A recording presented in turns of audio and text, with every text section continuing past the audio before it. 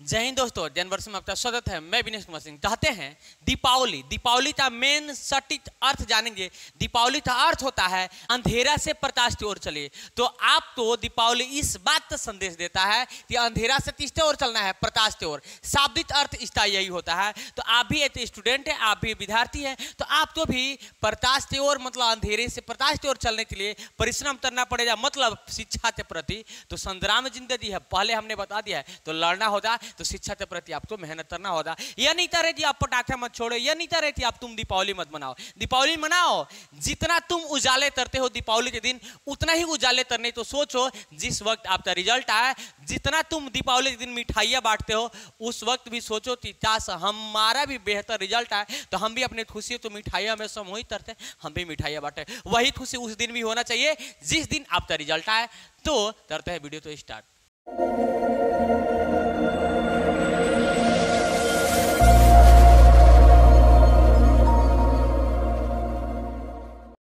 हमने एमबीडी जाइट का लेसन त्रिभुज का 26 नंबर तक का प्रश्न बता दिया है। आशा और पूरा विश्वास है कि आप लोग देखे होंगे और ऑब्जेक्टिव में किए होंगे, नो ऑब्जेक्शन। तो आज जानने वाले हैं 27 नंबर प्रश्न। नो डाउट दे करना से टीच आउट बन रही है हमारे साथ।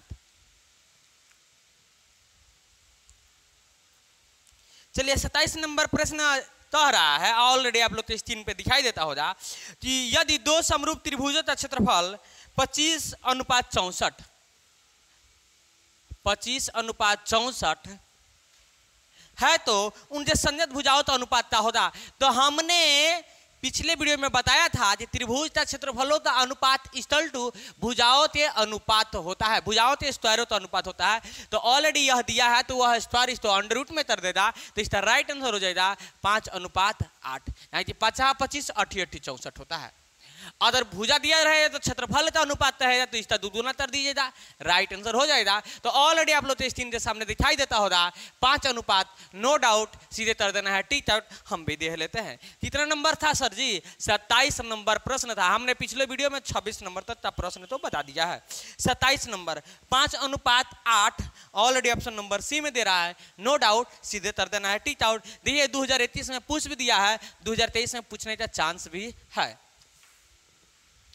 चलिए देखते हैं 28 नंबर प्रश्न। तो 28 नंबर प्रश्न ऑलरेडी आप लोग तो स्क्रीन के सामने दिखाई देता होगा। क्या कह रहा है, त्रिभुज एबीसी एक समद्विबाहु त्रिभुज है जो एंगल सी समकोण है। एक एबीसी एक त्रिभुज बना लेते हैं, समद्विबाहु त्रिभुज।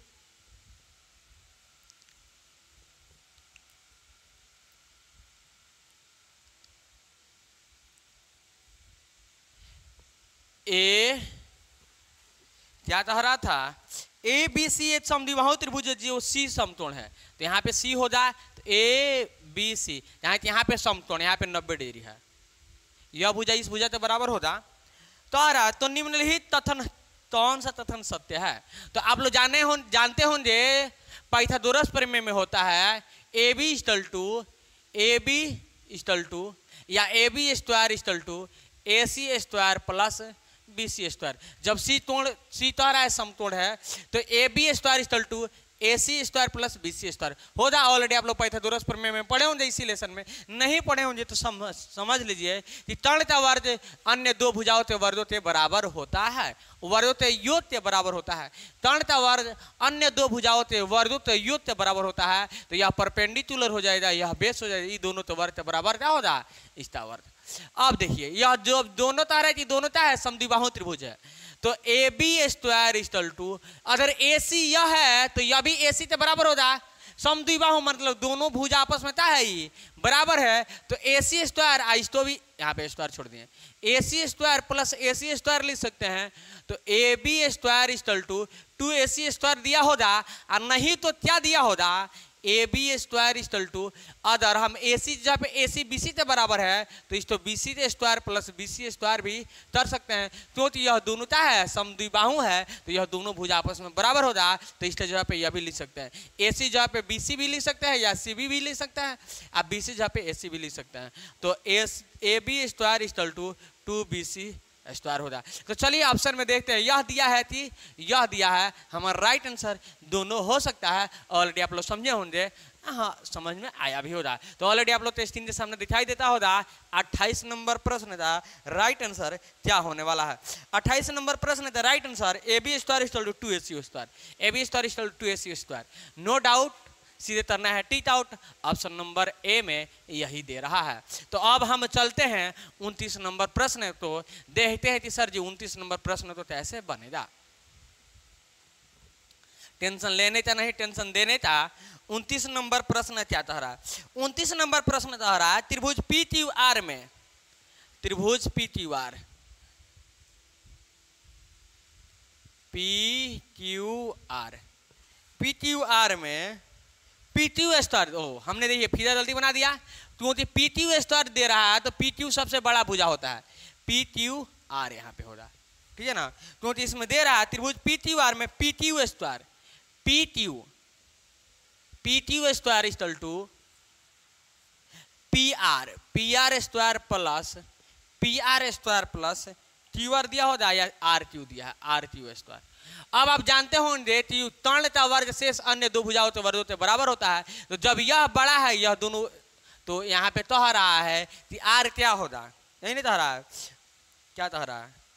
तो त्रिभुज का कौन सा कोण समतोल होगा, सॉरी त्रिभुज का कौन सा कोण समतोल हो जाए, यही ना हो जाते हो कि यह दोनों क्या है इसके योग के बराबर है। तो हमारा राइट आंसर हो जाएगा एंगल आर, क्योंकि यही समतोल होगा। देखिए उसी सिचुएशन के अनुसार त्रिभुज हमने बनाया भी है कि पी क्यू तो कह रहा है तो पी क्यू स्क्वायर हो जाए, पी आर हो जाए, तो यह तब होता है समकोण त्रिभुज, हाँ पाइथागोरस प्रमेय में। तो ऑलरेडी आप लोग पढ़े होंगे, समझ में आ रहा होगा और बुझा रहा होगा। राइट आंसर क्या होता है? एंगल आर मतलब समकोण। तो हमारा 29 नंबर का राइट आंसर होने वाला है एंगल आर, जो ऑप्शन नंबर सी में दे रहा है। नो डाउट सीधे कर देना है टीट आउट। चलिए 30 नंबर प्रश्न को देखते हैं कि सर जी 30 नंबर का राइट आंसर क्या होगा।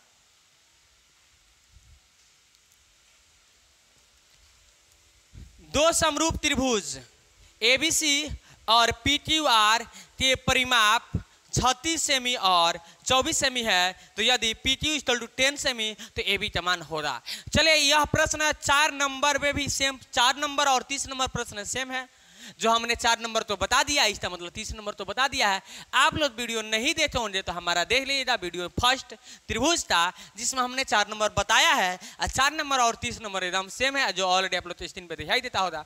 तो अब हम चलते हैं 31 नंबर प्रश्न पे। हाँ 31 नंबर, चले 31 नंबर प्रश्न कह रहा है कि किसी त्रिभुज के दो कोणों का योग तीसरे कोणों का योग के बराबर हो तो यदि दोनों कोणों का अंतर 50 है तब त्रिभुज का कोण है। तो चलिए समझते हैं। ऑप्शन नंबर ए तो उठाते हैं, ऑप्शन से देख लेंगे 45 degree comma 45 degree comma 45 degree comma क्या दिया है जी 90 डिग्री। फिर क्वेश्चन पे चलते हैं। कह रहा है क्वेश्चन क्या कह रहा है कि किसी त्रिभुज के दो कोणों का योग तीसरे कोण के बराबर है। दो कोण 45 जोड़ेंगे 90 आ जाएगा। यहाँ तक तो काम कर रहा है। यदि दोनों कोणों का अंतर 50 है, अब बताइए निकालेंगे अंतर 50 आएगा, ये दोनों में तो 50 अंतर आएगा, या इसमें घटाएंगे 50 अंतर आएगा, नहीं आएगा। इसका मतलब राइट आंसर यह नहीं हो रहा। ऑप्शन नंबर सी तो देखते हैं, ऑप्शन से ही बना दीजिए, ये नाम एकदम से इजी है। ऑप्शन नंबर बी का सॉरी ऑप्शन नंबर बी तो देखते हैं। ए के बाद बी आएगा 20 डिग्री 70 डिग्री 90 डिग्री। चलिए नो डाउट सीधे तरा देंगे टीट आउट दिए कैसे।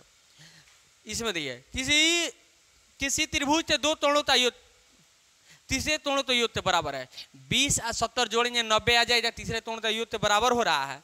यदि दोनों कोण का अंतर 50 तो 70 में से 20 घटाएंगे तो 50 आ जा रहा है। इसका मतलब राइट आंसर हमारा क्या होगा बी। नो डाउट सीधे कर देना है टीट आउट। तो चलिए ऑप्शन में ऑलरेडी आप लोग तो दिखाई देता होगा, हम भी देख लेते हैं कितना नंबर 31 नंबर का right answer option number B में दे रहा है। ऑप्शन नंबर बी ही होगा। नो डाउट सीधे कर देना है टीट आउट। अब हम चलते हैं 32 नंबर प्रश्न पे कि 32 नंबर का राइट आंसर क्या होगा। 32 नंबर प्रश्न कह रहा है कि दो समान कोणीय त्रिभुजों में उनकी संयुक्त भुजाओं का अनुपात सदैव समान रहता है। यहाँ 3टा कथन है, तो आप लोग ऑलरेडी पढ़े होंगे थेल्स प्रमेय में। थेल्स प्रमेय का ही कथन है, थेल्स जी का कथन है, तो हमारा राइट आंसर हो जाता थेल्स। ऑप्शन में देख लेते हैं, ऑप्शन नंबर सी में दे रहा है। नो डाउट सीधे कर देना है टीट आउट। आपको भी दिखाई देता होगा स्क्रीन पे। तो चलिए हम 33 नंबर प्रश्न पे चलते हैं कि 33 नंबर प्रश्न का राइट आंसर क्या होगा।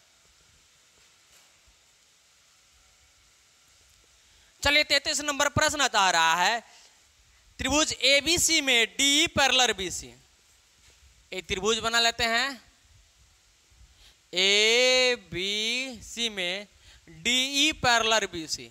डी क्या है? बीसी के समानांतर, पैरेलल मतलब समानांतर माने सामने सामने, ठीक है। इसके बाद हो रहा है कि एडी बट्टा डीबी, एडी बट्टा dB equal to 5/3।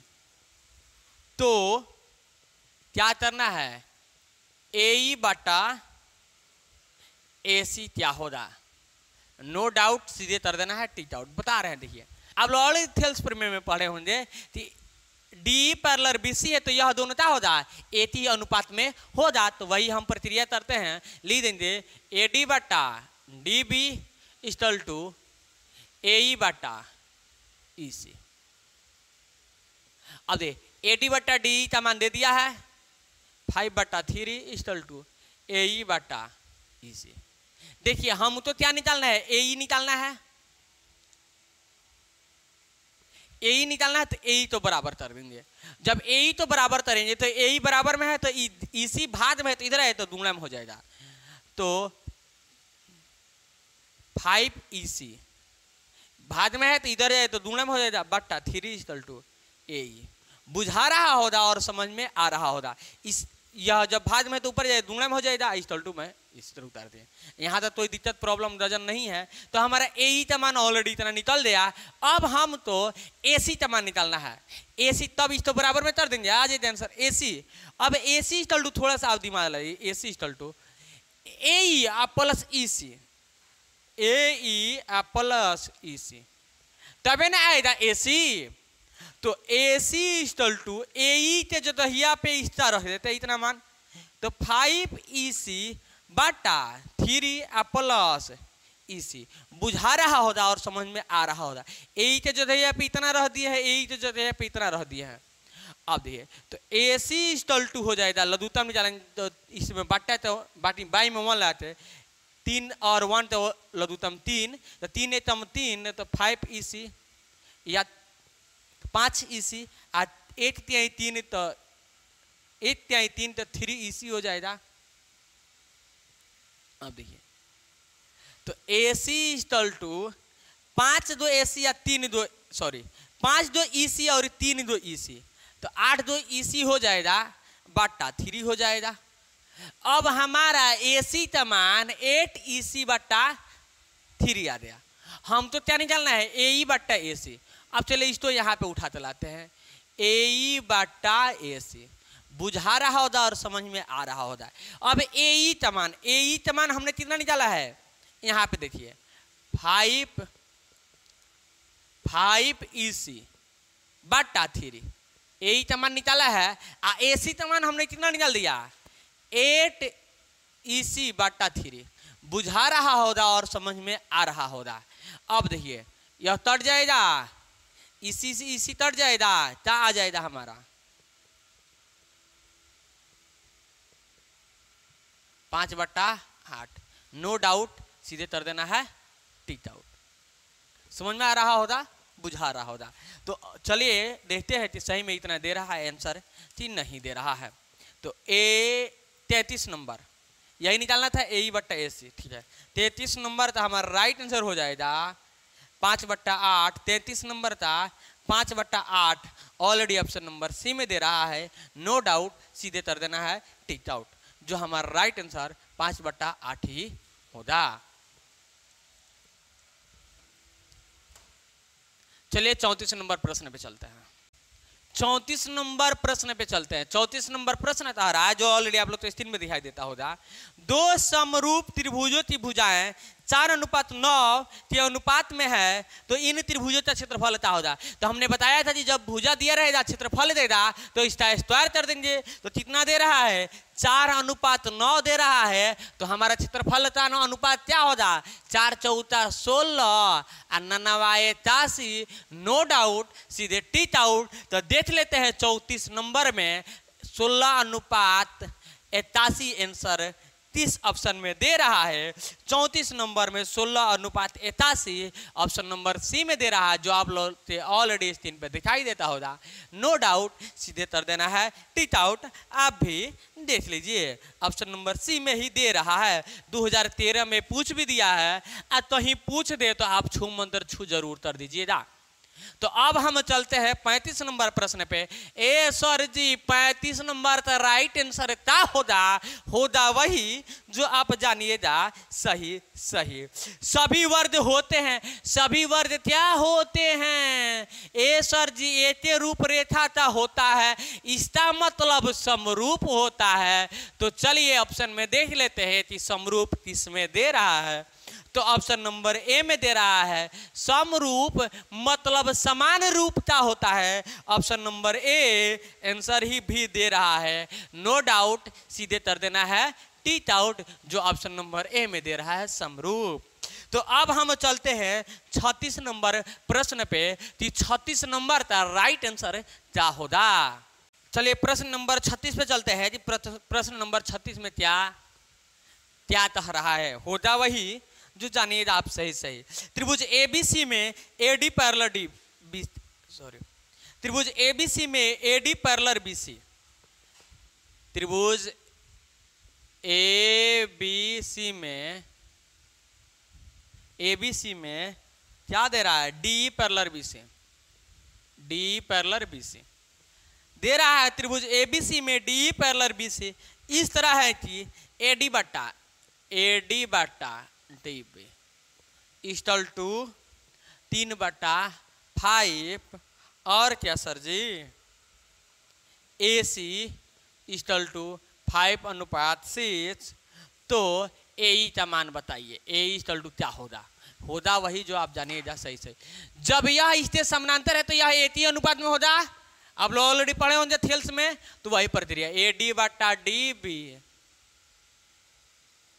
DB equal to AE/EC। बुझा रहा होगा, समझ में आ रहा होगा। इसका मान इतना दिया, यहाँ पे लिख देते हैं 3/5 इक्वल टू AE/EC। चलिए इसी तो बराबर करेंगे हम। ऐसे करना है तो ऐसे तीजिए, नहीं तो ऐसे तीजिए। देखिए क्रॉस मल्टीप्लाई करा देते हैं तो 3AC हो जाएगा हमारा। 3EC equal to 5AE। बुझा रहा होगा, समझ में आ रहा होगा। तो EC इक्वल टू हम कर देंगे 5AE/3। यहाँ तो दोनों दिक्कत प्रॉब्लम डजन परेशानी नहीं है। अब देखिए AC का मान ऑलरेडी हमारा दिया है, तो AC तो बराबर में कर देते हैं। AC इक्वल टू लिख देंगे AC equal to AE plus EC, AE plus EC। AC किससे बना है? AE और EC जोड़ेंगे तो हमारा AC आ जाएगा। AC का मान ऑलरेडी हमारा 5:6 दे दिया, 5:6 इक्वल टू AE। AE का मान हमें मालूम नहीं है ए सर जी, तो AE का मान AE लिख देते हैं। आप प्लस है तो प्लस, EC का हमें मान मालूम है, तो EC का मान क्या है? सॉरी, EC का मान क्या है? 5AE/3। यही ना है। इसी जब इतना लिख दें, इसी जब इतना लिख देते हैं, बाई में 1 ला देंगे तो 5.6 इक्वल टू लघुत्तम निकाल देंगे तो 3 आ जाएगा। तो 8 या 3 तो 3AE हो जाएगा। बाटा का जोड़ बना देते हैं। 3 × 3 तो 5AE। बुझा रहा होगा, समझ में आ रहा होगा। तो 5.6 इक्वल टू 3 और 5 8 हो जाएगा AE/3। हमें AE का मान ही निकालना है। अब देखिए जब यह भाग में है तो ऊपर जाए तो दूना में हो जाएगा। तो 3 दूणे 5:6 इक्वल टू 8AE। अब देखिए तो 3 ने 6 थे 18 थे 8 हर्षनिया 8 आ 3 × 5 15 हर्षनिया 16 8 अंक बाद 0.1 अंक बाद 8AE। अब देखिए तो 16.8 जब दूना में है तो नीचे आ जाए तो भाग में इक्वल टू AE। बुझा रहा होगा और समझ में आ रहा होगा। 8 दूना 16 पॉइंट है तो 0.8 है 2.1 इक्वल टू AE। तो हमारा राइट आंसर हो जाएगा ए था 2.1, जो हमें ए ही निकालना था। नो डाउट सीधे कर देना है टीट आउट। कितना नंबर प्रश्न? तो 36 नंबर। तो जो ऑलरेडी आप लोग स्क्रीन के सामने दिखाई देता होगा 2.1 ऑप्शन नंबर डी में दे रहा है। नो डाउट सीधे कर देना है टीट आउट। हमने यही तो निकाला है। बुझा रहा होगा और समझ में आ रहा होगा। तो अब हम चलते हैं 37 नंबर प्रश्न पे। इस चैप्टर का लास्ट प्रश्न है 37। चलिए देख लेते हैं फट दे। चलिए प्रश्न नंबर 37 पे चलते हैं कि हमारा 37 का राइट आंसर है क्या हो जाए। तो 37 नंबर प्रश्न था रहा है कि दो समरूप त्रिभुजों की भुजाएं 4:9 के अनुपात में हो तो इन त्रिभुजों के क्षेत्रफलों का अनुपात क्या होता है। शायद लग रहा है हमने अभी बताया था। ए सर जी 34 नंबर प्रश्न 37 नंबर प्रश्न एक है जो अभी आप बताए थे। तो आशा और पूरा विश्वास है कि आप लोग समझे होंगे। 34 नंबर नहीं समझे होंगे तो समझ लीजिए। जब भुजा का अनुपात दिया रहे, क्षेत्रफल का पूछेगा अनुपात, तो भुजा के अनुपात तो क्या करेंगे? स्क्वायर कर देंगे। क्योंकि क्षेत्रफल का अनुपात इक्वल टू होता है भुजाओं के वर्गों के अनुपात होता है, ठीक है ना। तो इसलिए तो इसका राइट आंसर हो जाएगा 4 × 14 16 अनुपात 89 देख लेते हैं कि किस ऑप्शन में दे रहा है। नो डाउट सीधे कर देना है टीट आउट। 37 नंबर का right answer 16:81 option number D में दे रहा है, जो हमारा राइट आंसर हो जाए ऑप्शन नंबर डी 16:81। देखिए 2013 में भी पूछ भी दिया है। तो आशा और पूरा विश्वास है कि आप लोग समझे होंगे और नो डाउट सीधे दिए होंगे टीट आउट। तो आज के वीडियो में इतना ही। अगर यह वीडियो आपके दिल को छू दिया है तो हमारे वीडियो तो लाइक कर दीजिएगा। अगर हमारे चैनल पे नए होंगे तो हमारे चैनल को सब्सक्राइब कर दीजिएगा और बेल आइकन बजाना ना भूलिएगा, क्योंकि बेल आइकन बजाने से आपको ताज़ा नोटिफिकेशन मिलते रहता है। जब भी हम वीडियो डालेंगे फर्स्ट आपको देखने का मौका मिलेगा।